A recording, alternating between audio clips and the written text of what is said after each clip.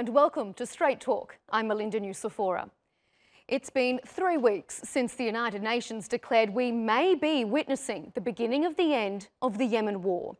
During UN-brokered peace talks in Sweden, the Saudi-backed government and Iranian-aligned Houthi rebels came together at the negotiating table for the first time in 2 years. But the fragile agreements they struck are already fracturing, with reports the Saudi coalition is recruiting child soldiers to fight their proxy war.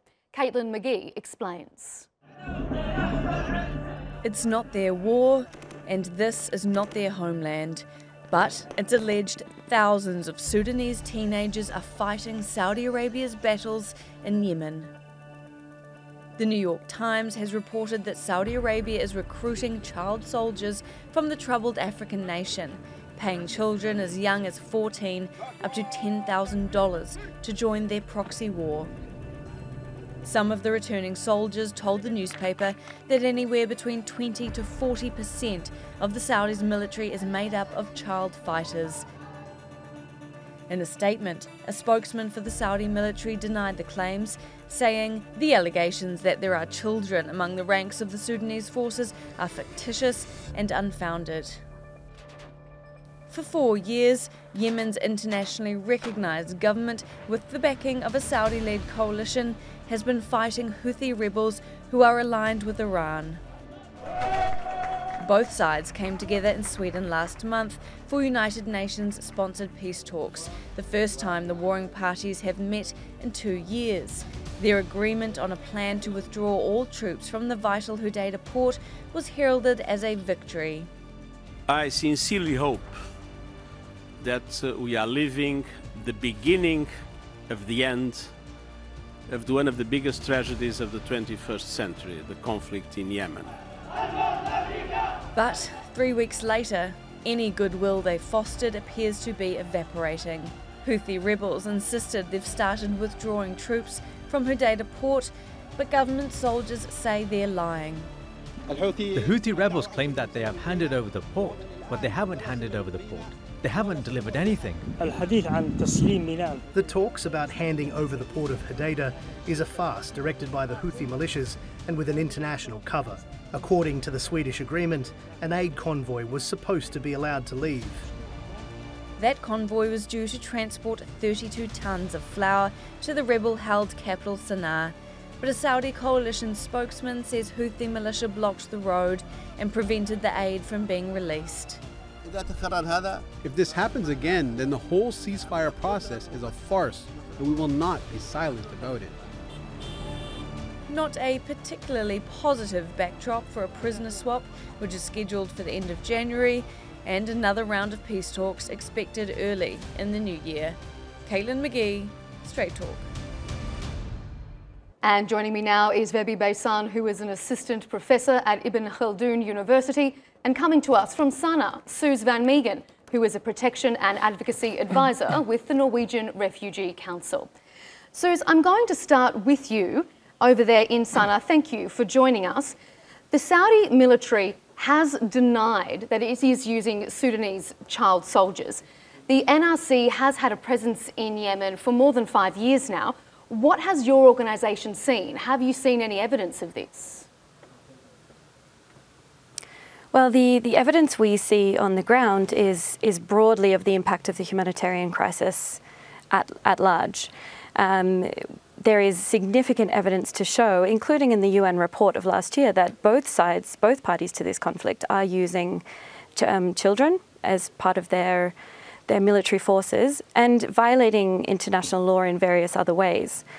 We are not in a position to make an assessment on the number of child soldiers being used. We're not in the business of making accusations, but what we are seeing in any case is that there are violations certainly continuing to happen, including in spite of the current agreement in Hudaida.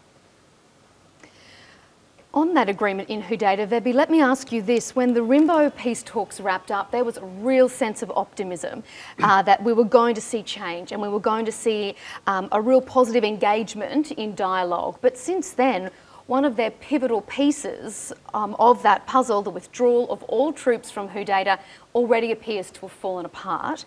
Politically, do you think anything has changed on the ground in Yemen? Well, unfortunately, what we see as a success is that those sides actually managed to sit around the same table. I mean, this is, from one point, yes, success, but from the other, it's embarrassing because we have a serious humanitarian crisis, and there's a struggle reaching humanitarian aid there, but more importantly, you have also humanitarian or human rights abuses. So, and neither side kind of really doing enough or establishing enough efforts to really prevent this happening. So, in that regard, the Hudaybiyah agreement, yes, the agreement success, but then on the ground implementation of it is, I think, having serious setbacks, and probably, it's my personal opinion, no one knows yet how to achieve that. But the urgency there is that humanitarian aid should reach, and people or any sides fighting on the ground should understand that this is a necessity. And as always, this war will not have any true winner. That's the problem. And a lot of the people who are losing out, Suze, are the locals and the innocent civilians. The World Food Programme is threatening to suspend its assistance to Yemen because of reports that Houthi rebels are stealing food aid. Since the Rimbo talks, has there been any improvement at all in humanitarian terms? We're very conscious that the agreement on paper is only as good as what we're able to see on the ground, and the period of time that we've had pass so far is not necessarily long enough for us to see a dent in the humanitarian crisis. What we have seen in recent weeks is a huge number of Yemenis returning to Hodeidah, to their homes in Hodeidah, but I don't think we should necessarily see that as a sign that people have confidence in the agreement, so much as a sign of desperation, particularly as the cold weather sets in Sana'a and other areas to which people fled. So we certainly, while we maintain some sense of optimism about the agreement, we have seen a significant decrease in the amount of violence in and around Hodeidah. We still need to see a huge amount more from both parties to the conflict, and we need the international community to recognise that this crisis will not be solved immediately. It will take years and significant investment to make up for the damage done. Have you seen any improvement with the distribution of aid? Has there been any sort of sense of unblocking these roads and these humanitarian corridors that were talked about during the Rimbo talks? Have you seen any more aid flowing than what you did before the Stockholm round of talks? Certainly from our perspective, we're not seeing any significant improvement on that front. I think while we're feeling optimistic, we are not feeling that with any naivety to the complexities of continuing to deliver aid. We need parties to the conflict to recognise that it's not only about opening those humanitarian corridors, but ensuring that our staff have the permits required to travel, that our shipments are safe as they move through, that aid is not being diverted, and that international humanitarians can access the visas that they need to get into the country. So we need to see significant steps forward, and I'm afraid we haven't yet seen those. And Suze, I'm just going to ask you also, with regard to that World Food Programme allegation that Houthis are stealing food aid, is that something that your organisation has witnessed or seen any evidence of? Well, our organisation, the Norwegian Refugee Council, works very closely with the World Food Programme, and we work in different areas of the country than some of our other partners. But consistently, over 3 years of war, we've seen efforts from both parties to the conflict to control or divert or influence the way humanitarian aid is delivered. We haven't necessarily seen any changes of late, but this is something we're very, very familiar with in Yemen, and something we're pushing very hard to see stop so that we can continue delivering aid in a manner that is principled. We do not take sides in this conflict. We're only concerned with seeing civilians receive the goods they need. Mm-hmm. The prisoner exchange that was agreed to during the Rimbo round of talks is expected to occur in a couple of weeks, and then soon after that there is scheduled to be another round of peace talks. How confident do you think we can be that either or both of those can go ahead as planned, given what we've seen in the last few weeks?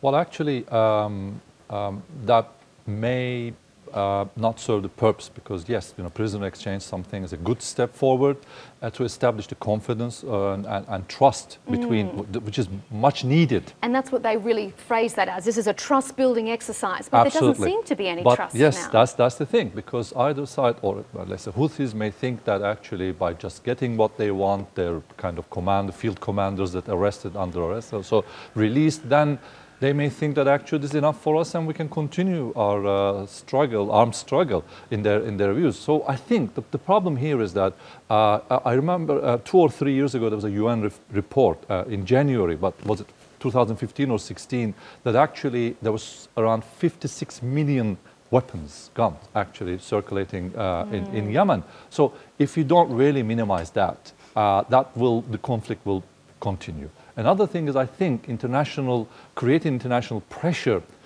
both sides may produce some, this is not the interference to the domestic issues, but actually kind of really establish enough trust and confidence, maybe choose some representatives of other sides who could be, in a way, decision makers, or actually their decision will be respected back in the field. So that is the main problem. So whoever is representing Houthis may go abroad, and then when they come back, actually no one takes care of if there is no benefit, because it benefit in the decision. So actually concessions got to be accepted in both sides, and international community should make this to be understood locally, and otherwise the peace will never be established. But also we should go back to the roots and of the problem to sort it out, how it started. Yes. So if we don't address the cause, actually trying to sort out or help the symptoms will not really help sort out the problem or reach a mutual or decision in Yemen. Well, the UN certainly still hope that this is the beginning of the end to the Yemen war. I guess time will tell when we get to this next round of peace talks to see whether any more progress can be made. Vepi, thank you for joining us in the studio. And Suze van Meegen from the Norwegian Refugee Council, thank you for joining us from Sana'a in Yemen. When it comes to the economy, 2018 was a year Turkey would likely rather forget. Inflation hit a 15-year high during the year, and a diplomatic spat with the United States sent the Turkish lira spiralling to a record low against the dollar.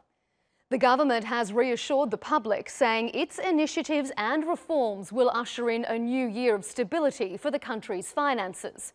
In part, that will be fueled by a strong export sector, which rose by more than 7% last year, and that growth is expected to continue in 2019. But some economists are still wary. Unemployment and inflation rates are still worryingly high, and the current account deficit sits well above $30 billion. To discuss Turkey's economic prospects in greater detail, I'm joined in the studio by Hatice Karahan, Senior Advisor to Turkish President Recep Tayyip Erdogan. Hatice, thank you for joining us on Straight Talk. Thanks for inviting. Now, we'll start with growth. 2018 wasn't necessarily a great year. The economy did struggle. The OECD has projected the Turkish economy will contract again in 2019, and the International Monetary Fund has slashed its growth forecast and predicted growth to slow to just 0.4%. What do you say to these predictions and the state of the Turkish economy looking ahead to 2019? Sure. Well, triggered by the panic sparked in financial markets in the second half of last year, Turkey's economy entered a slowdown and balancing period. It was indeed a panic of a little substance and mostly political, but in the end we got exposed to the implications of a very well-known tie between psychology and economic behavior. Psychology is very critical for any economy, including Turkey. And it even sometimes leads to self-fulfilling prophecies. And it's an empirical fact all around the world that a major cause for economic accelerations or decelerations is the shifts in expectations in terms of optimism or pessimism. And that's what we went through as an unlucky period, which also coincided with the transition right after the general elections in the country. So how do you shift that now to a state of optimism for 2019? Yeah. Having said that, if we focus on the outlook for 2019, what I foresee is that we will proceed with a moderate growth rate. The rate projected in the new economic program is 2.3%, and it's expected to come mainly from net exports, the support of net export that has turned positive. And that 2.3% is quite different to the 0.4% that the Monetary Fund is predicting. Why do you think it's going to be better than what they predict? Okay, so that's the question, and the answer lies at their pessimistic view or scenarios regarding domestic demand, because based on their scenarios, domestic demand in Turkey will contract sharply this year, but that's not our expectations, because and also, let me emphasize this too, when you look at those reports and projections, it's also noted there that if domestic confidence is recovered more swiftly than assumed, then the growth rate would be stronger than projected. And that's what will happen, that's what we will see in the coming months. That's what I believe, because the efforts and policies of the governments in terms of injecting more confidence into the economy will continue in order to achieve the targets in the program. And I believe that improvement in the psychology of economic agents will play a key role here. And the upshot is that the Turkish economy will exhibit a moderate growth this year, which will also bring sustainability for the medium and long run. And that's how we will be easily talk about the potential of the economy, which is around 5% in the coming years. Okay, you were talking about the economic program and the sort of restability of the economy. That feeds in to inflation. It hit a 15-year high in October. We were looking at 25.24%. It's reduced somewhat now, but it is still hovering around that 20%. Right. What is your inflation target for 2019, and more importantly, how do you get there? That's a good question. Yes, inflation had a peak in October, primarily as a result of a cost push price increase, but then ebbed down in the last 2 months of the year. So the CPI closed the year at around 20%, as you mentioned, and we expect it to climb down in this year. The target for the end of 2019 is 15.9%, and we aim to come back to single-digit levels by 2021. And the question is how we will achieve that. And there are a few issues to underline in this respect. First of all, we should admit that the domestic demand is not expected to move at a fast pace for a while, and that's good news for the course of price stability for this year, because the moderate GDP growth targeted, which is 2.3%, is below the potential GDP growth, and that generates a negative output gap, and that supports our fight with inflation. Second of all, as the tension in the financial markets has subsided, the pass-through effect of the exchange rate is assumed to steadily reduce as well, especially in the second half of the year. Another dynamic which is supporting this year for the fight with inflation appears to be weakening commodity prices and energy prices in particular, which will be helpful for Turkey's story. And also a fundamental issue to emphasize here is that the government is determined to strengthen the coordination between monetary policy and fiscal policy this year. That's a fundamental for achieving price stability. And lastly, all in all, managing expectations will be a key part of the package to deal with the high inflation inertia in the economy. I think that will be a very critical aspect as usual. One thing which would give Turkey's economy a big boost is a reshaping and an updating of the customs union agreement. It's been talked about for 2 years, but no action. What needs to change? How long is it going to take until we see an improvement to this agreement? And do you think there will be progress made when both parties come together in February? Yeah. Well, the customs union agreement dates back to 1995, and it definitely needs a modernization. The world's changed a lot since then. Yeah, exactly. Both to get rid of the asymmetries it has to the disadvantage of Turkey, and also to enhance the bilateral relations by fulfilling the potential of both sides. So this need or this set of problems cannot be left unaddressed anymore, because it's a win-win case for both parties. So why have they left it unaddressed? Then again, the European Union has to remember the bilateral promises made in recent years. Let's remember the agreement made in 2016, the Turkey-EU agreement dated March 2016, which mainly addressed the migration crisis in the European Union. Both sides have undertaken specific obligations there, and the sides decided to end irregular Syrian migration from Turkey to the EU, and to achieve this joint goal, Turkey completed its mission, but had some disappointments in regards to the pledges received. So, and one of the relevant items of the package was the update of the customs union. So here we still expect the EU to do their proportion of the deal and move faster with the modernization process. How confident are you that can happen, or at least begin to happen when discussions begin again in February? Because there are some positive developments as well. Diplomatic dialogues have accelerated lately, and it was stressed right after the fifth Reform Action Group meeting in December. As President Erdogan clearly stated once, this is a technical issue and cannot and should not be made a material of politics. So we see some steps towards the negotiation process, and I guess at the third high-level economic dialogue meeting in February, right after that, I expect to turn in new leaf. Would be good to see. To what extent do external factors impact on Turkey's prosperity looking ahead into 2019? You've got some regional instability going on, simmering tensions in a trade war between US and China. What kind of concern do they cause for Turkey's economy? Well, as a matter of fact, there are two main external channels that we can talk about that has an impact on economic prosperity of any countries, including Turkey, and those are foreign trade and finance. As for foreign trade, Turkey's exports follow an upward trend lately, but export performance admittedly depends on global demand, and that's why we'll keep watching where the trade war between China and the US will lead to.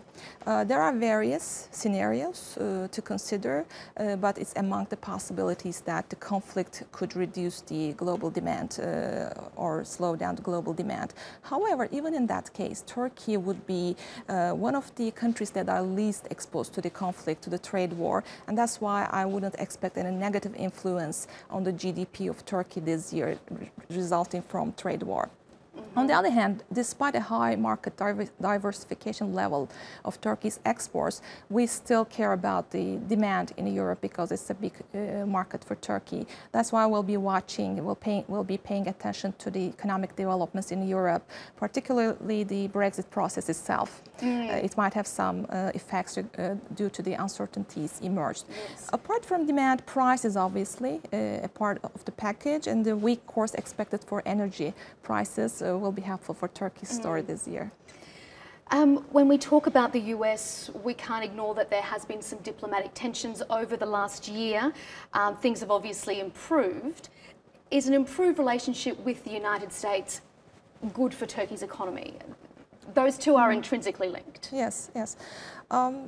Turkey and the U.S. have a long-standing, strong strategic alliance, and there might always be ups and downs between any in any relationships of any pair of countries, and that's what happened between Turkey and the U.S. lately.